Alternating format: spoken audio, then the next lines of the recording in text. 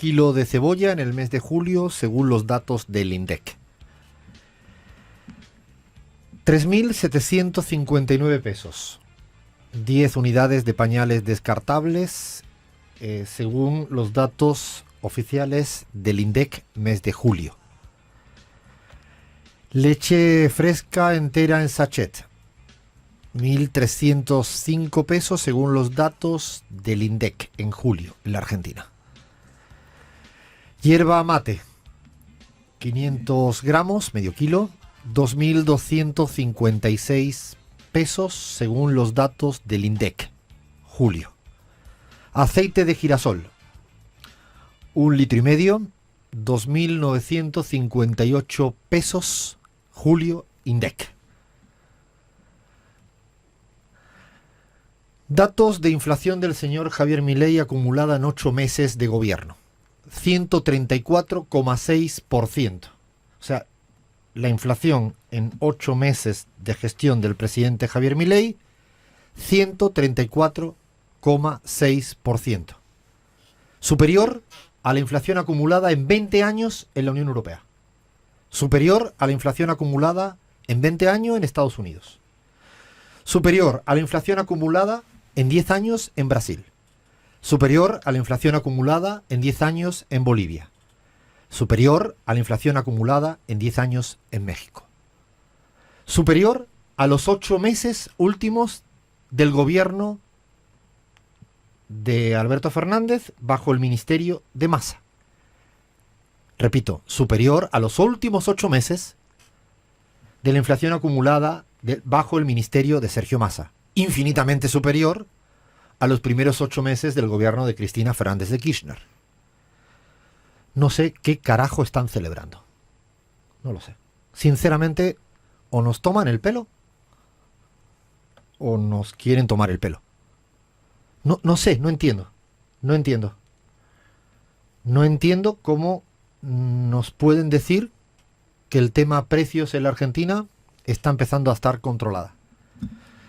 Yo lo que no haría en la vida es que si un día me siento un poco mejor después de estar enfermísimo durante últimos 30 días, es decir que mi enfermedad ha desaparecido. Me esperaría un poco más. No puedo llegar a entender cómo hay una suerte de inflación de eufemismos técnicos para intentar arguir lo que en cualquier supermercado no existe. Si el precio de la leche valía allá por noviembre, esa misma leche fresca entera en sachet de 1 litro, según los datos del INDEC, allá por noviembre, 457, y ahora está en 1.305, yo no sé qué carajo están celebrando. No logro entender desde la honestidad, desde la responsabilidad, desde la rigurosidad, no logro entender cómo hay el más mínimo atisbo de festejo de un dato que no puede estar desligado del dato anterior. Es como si yo estuviera, no sé, subiendo, haciendo escalada, y un día subo 10 metros, pero desconozco los 200 metros que subí antes. La verdad que es una falta de rigor. No hay ninguna corriente económica en la academia que pueda discutir el dato de inflación aisladamente en un mes, desligándolo de lo que ocurre antes. Es como si yo mañana le digo a Lean, a Flavia, a Bahía, que, no sé, le voy a dar un regalo de tanto ingreso, pero los meses anteriores lo han pasado tan mal que ese pequeño regalito, que ni siquiera es un regalo, porque han seguido creciendo los precios. Han seguido creciendo los precios.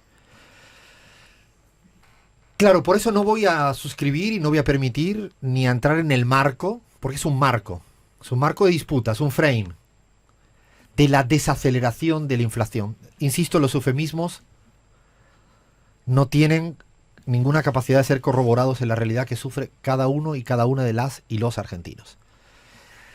Con el equipo de trabajo de CELAC Data, con Mariana Dondo, nos pusimos a mirar la encuesta de presupuestos de hogares de la Argentina primer trimestre. Y detectamos, y agárrense, que hay el 73,3% de pobreza en la Argentina. 3/4 partes. De todas maneras, creo que lo único que hicimos es corroborar lo que piensa la gente. Que hay un empobrecimiento mayoritario en la ciudadanía argentina. Y yo sé que es difícil asimilar que la sociedad argentina se ha transformado en materia de ingresos. Y lo digo como, aunque suene la Z, lo voy a decir como con mucha argentinidad, con mucho dolor. 73,3%. ¿Por qué? Voy a intentar explicarlo de la manera más simple. Los datos de pobreza que sacó la UCA, el Observatorio Social de la UCA, y que nosotros mismos podemos corroborar con esas cifras, son el 55%. ¿Qué quiere decir esto? Que hay 55% de los hogares que tienen menos ingresos que lo que se le denomina el umbral o línea de pobreza, que es la canasta básica total por adulto equivalente. 222.000 pesos por mes por adulto equivalente, ¿no? Si son 3 adultos en un hogar, multipliquen. Lo que está diciendo ese dato es que el 55% de los hogares en la Argentina tienen menos que esa canasta básica total. Y ahora yo pregunto, ¿el que tiene 100 pesos más de esa canasta básica total dejó de ser pobre? ¿El que tiene 300 pesos más de esa canasta básica total ya vive bien? ¿No sufre la pobreza? Lo que hicimos en el trabajo es ver cuánta gente está justito por arribita de ese umbral de pobreza. O sea, los que tienen un poquitito más y que por una cuestión estrictamente contable no se contabiliza, valga la redundancia, como estrictamente pobres. No podemos, de ninguna manera, perder de vista para qué sirven los medidores de pobreza. Es para contabilizar el fenómeno de la pobreza. No es un experimento estadístico para ver qué número me sale. Para eso no es una ciencia social. La economía es una ciencia social y el análisis de esto. Y en esto, si me permiten, voy a decir lo que nunca digo. Yo hice mi tesis doctoral y mi postdoctorado sobre desigualdad y pobreza. O sea, me tiré mucho tiempo estudiando esto. Mucho tiempo estudiando esto. Y claro, uno tiene que ver quiénes son pobres, pero quiere estar un poquito por arriba. Es que el que está un poquito por arriba no está viviendo bien, está mal viviendo. Porque además hay algo, que es que el umbral de pobreza en la Argentina, en América Latina y en el mundo apenas contabiliza, o mejor dicho, lo mal contabiliza, los temas de vivienda. Y si yo le pregunto a cualquier persona en la Argentina y en la Conchinchina, el tema de vivienda es el principal gasto que hoy en día tiene la mayoría de la gente. Los que tienen el alquiler, los gastos de cualquier tipo. La vivienda está muy mal contabilizada en las líneas de pobreza. Están subestimados. Por lo tanto, la canasta básica total no está considerando verdaderamente los problemas de gastos presupuestarios de los hogares en vivienda. Es por eso que definimos cuánta gente hay un poquito por arriba del umbral y que, por tanto, deberían de ser considerados afectados por la pobreza en la Argentina. Y el dato es duro de digerir y asimilar. 73,3%. 55 por debajo y un poquito por arriba, 18 puntos. Si yo sumo los pobres, y si le queréis llamar casi pobres, así lo utiliza esta terminología, no es mía, es del Banco Mundial. Si utilizáis la pobreza más los casi pobres, que insisto, en la Argentina de hoy están afectados por el fenómeno, están empobrecidos, 73,3%. ¿Qué significa que el 73,3% estén mal viviendo? Significa que no podemos hablar de clase media. Significa que, por favor, hagamos un diagnóstico certero, riguroso, preciso, sin eufemismos, de lo que es la inexistencia o lo raquítico de la clase media. Nos pusimos a mirar los datos y nos llamó poderosamente la atención algo. Es que el valor promedio de ingresos en la Argentina ya no es representativo de nada. ¿Por qué? Porque hay muy poca gente con ese ingreso medio. Cuando un ingreso medio deja de ser representativo del promedio, dicho teóricamente, vale un carajo. ¿Para qué vale? ¿Para qué vale un ingreso medio si al final no es promedio de nada? Pero voy a añadir otro dato. El 68% de la Argentina tiene ingresos por debajo del promedio. ¿Qué quiere decir esto? Que la media en Argentina no está a la mitad. No queda en la mitad de la distribución. parte la distribución a los hogares argentinos en dos mitades completamente asimétricas. El 68% queda a un lado y el 32% queda a otra. ¿Para qué carajo hablamos de ingreso medio si no hay gente, mucha gente con el valor medio? Por eso, asimilar que la Argentina hoy en día tiene una distribución del ingreso empobrecida mayoritariamente es parte del diagnóstico necesario para hacer política. Que Milei no se preocupe de esto no me sorprende, porque no le importa el grado de no humanismo del señor Milei, no le interesa a esta población. Pero sí es cierto que la clase política opositora tiene que saber diagnosticar esto, asimilar que esta es la sociedad argentina y tiene que hacer políticas para la clase media, pero sobre todo para el 73,3% empobrecido. Porque si solo se sigue diciendo hay que hacer políticas para la clase media, estamos hablando que con los datos reales de la encuesta de presupuestos de hogares estamos haciendo política para el 16% de la población. O sea, si yo no, cosa que no soy, pero si un político, una política, dice nuestro propósito es mejorar las condiciones de la clase media, claro que sí, pero solo estaría hablándole al 16%. Dicho de otro modo, dejaría de estar representando o interpelando o comunicándose con el 73,3%. Porque esa gente, hoy en día, lo que está batallando, remándola, es con cuestiones de condiciones de vida muy básicas, muy simples. Con comprar alimentos, los gastos fundamentales desde la luz, el agua, el gas, lo que sea. Y por lo tanto, ese 73,3%, mi pregunta es que si se acaban ninguneando, eclipsando, estamos desconociendo a 3/4 de la sociedad argentina. Que lo haga señor Javier Milei, que solo está preocupado probablemente para el 1% de la ciudadanía argentina, no me sorprende. Ni siquiera hasta se lo critico, porque creo que él realmente, genuinamente piensa en ese 1% de la sociedad argentina. Pero sí que hay una clase política que yo creo que defiende realmente quiere defender a la clase empobrecida, pero si no reconoce que hay 3/4 de la sociedad empobrecida, es como hablarle a una realidad que no existe. Yo recuerdo que Galeano siempre decía que solo se puede transformar la realidad que se diagnostica. Si no, estás transformando cualquier otra cosa.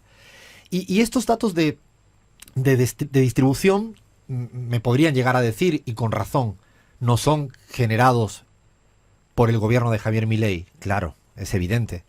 Hay un arrastre de una mala distribución del ingreso en la Argentina y de un empobrecimiento creciente en la sociedad argentina en los últimos 8 años. Es cierto esto. En los últimos 8 años. Las cifras no engañan. El problema es que la aceleración de estos 8 meses para empobrecer a los que ya eran pobres, para empobrecer a los que estaban cerca de la clase media y que ya son pobres, para dejar a otros en casi pobres, y para que la clase media, si esto sigue así, pasado mañana serán pertenecientes a la nueva categoría de casi pobres. El proceso de la fabricación del señor Javier Milei para empobrecer a la sociedad argentina va a un ritmo acelerado. ¿Y por qué podemos decir esto? Es porque sí, porque nosotros nos pusimos a comparar los datos de la encuesta de presupuestos de hogares del primer trimestre de 2024 con los del primer trimestre del 2023. Claro, sí, porque nos gusta mirar los números para aseverar y ratificar las cosas. Anduvimos con Mariana Dondo, con Guillo Glietti, con Nico Oliva, mirando bien los números, y efectivamente, cada día, y es muy llamativo, la media se está acercando a la línea de pobreza. El proceso es que la línea de pobreza cada día es más el ingreso medio. Estoy seguro, y perdonen el spoiler, el próximo dato que tengamos del segundo trimestre de la encuesta de presupuestos de hogares, la línea de pobreza será cada vez más próxima a la línea media. Dicho de otro modo, será que la clase media es la clase pobre. La clase media es la clase pobre.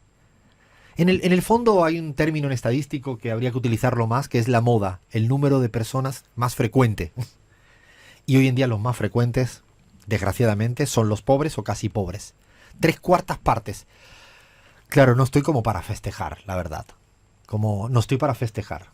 O sea, si yo quiero hacer una lectura disociada de un 4% mensual de inflación, despegada de la inflación acumulada los últimos 8 meses, pero es que voy a ir más allá.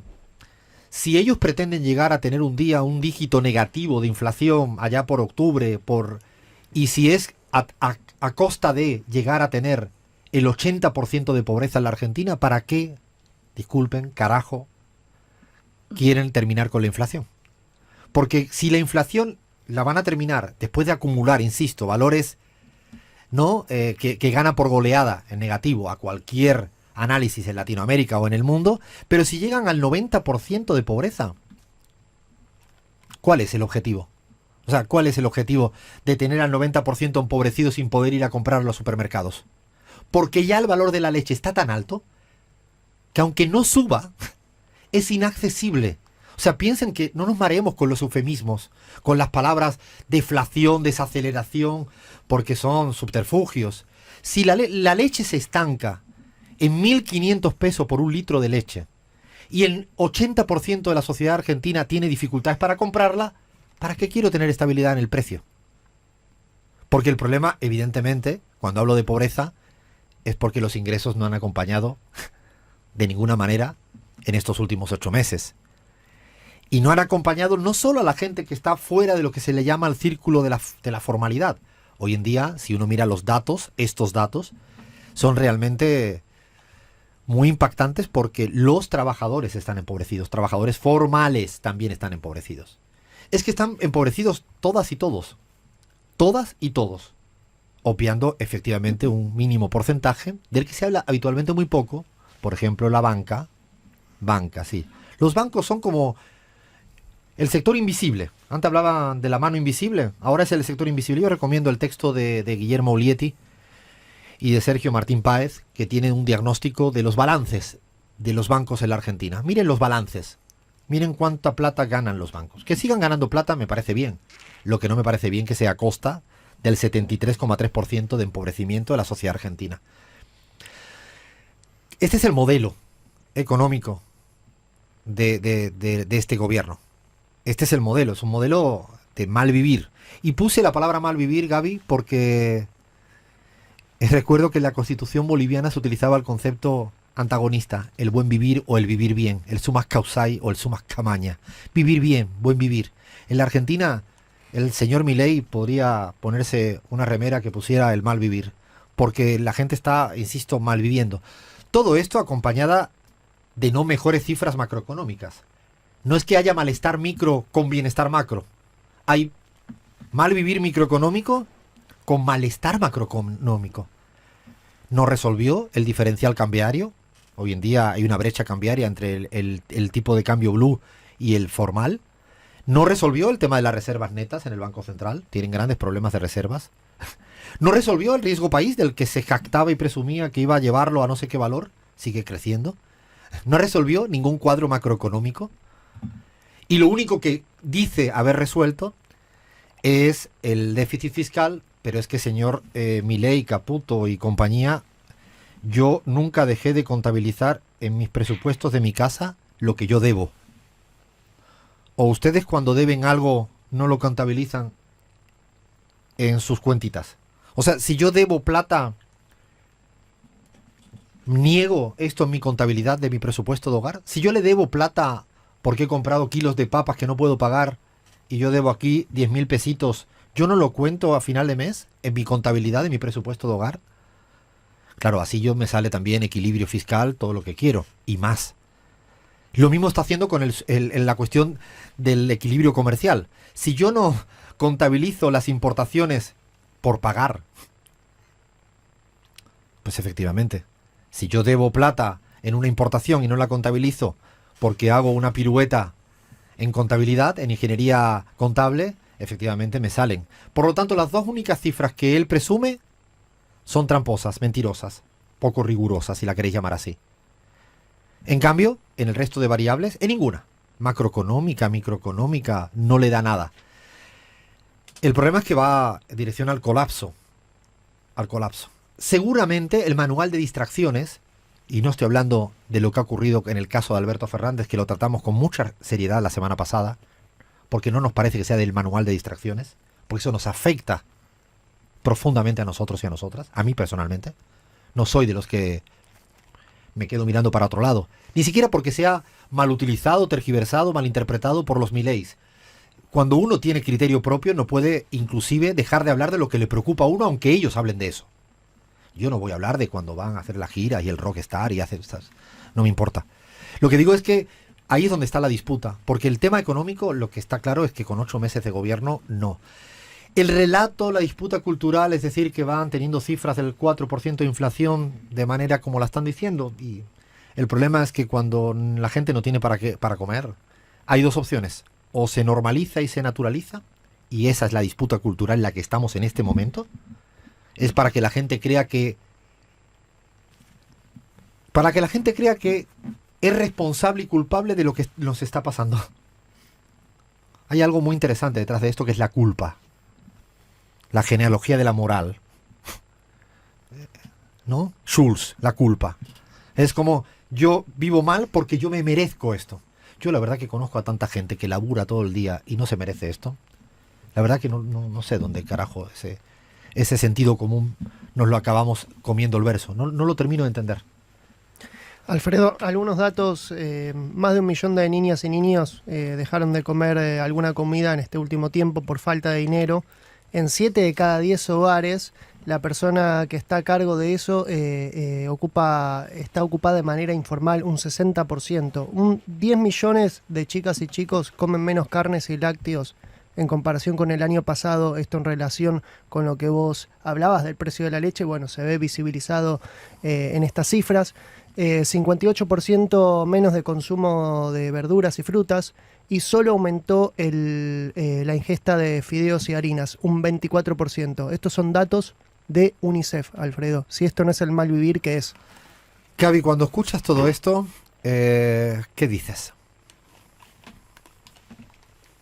Eso, Alfredo, es que ese dato de 73,3% se traduce en la vida cotidiana de la gente.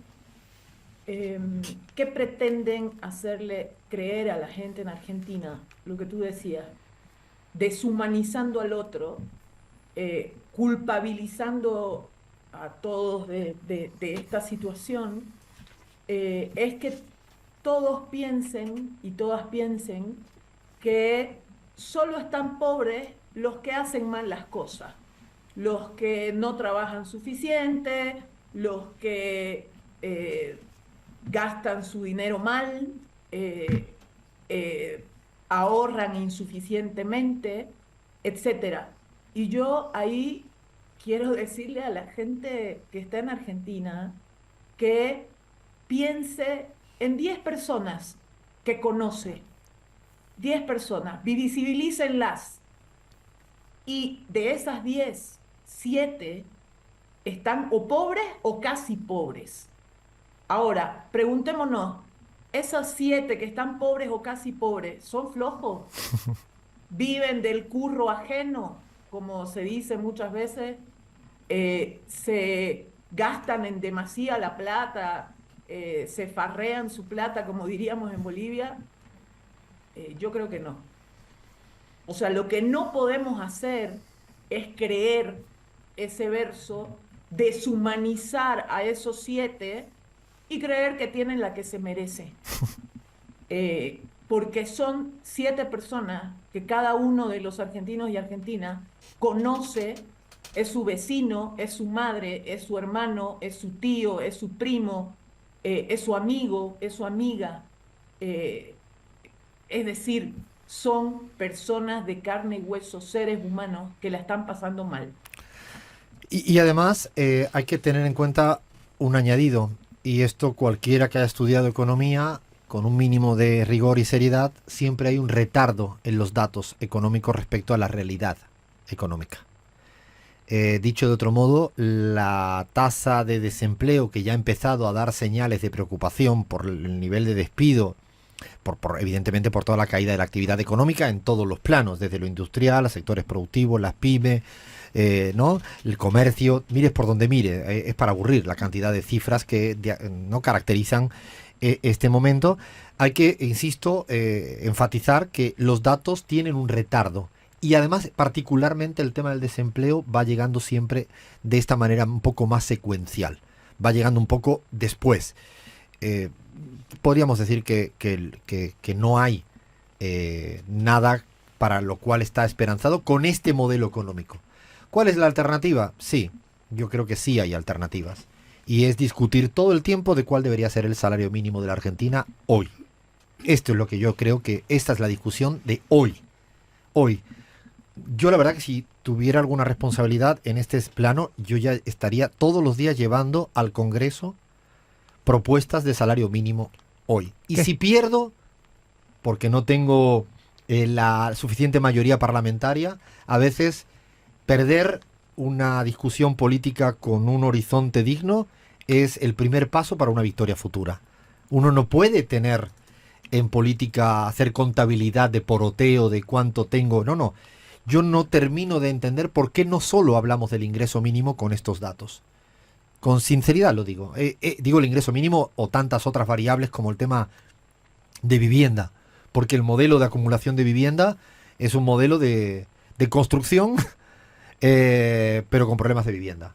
El problema, o sea, hay tantos problemas económicos que creo que tocaría trasladarlo en un plano positivo. Sí, que el salario mínimo, hay que decir también que está entre los 3 más bajos de la región, cuando hace muy poco tiempo era el más alto de la región. Y déjame agregar un último datito, Alfredo, con respecto a la inflación acumulada. Si solo tomamos 2024, en solo un mes, la Argentina de Milei tuvo la inflación que tuvo Colombia acumulada en todo 2024, y Colombia es el tercer país con más inflación en la región. Argentina primerísimo con 86,94% de inflación acumulada en 2024. Lidera el ranking de la región.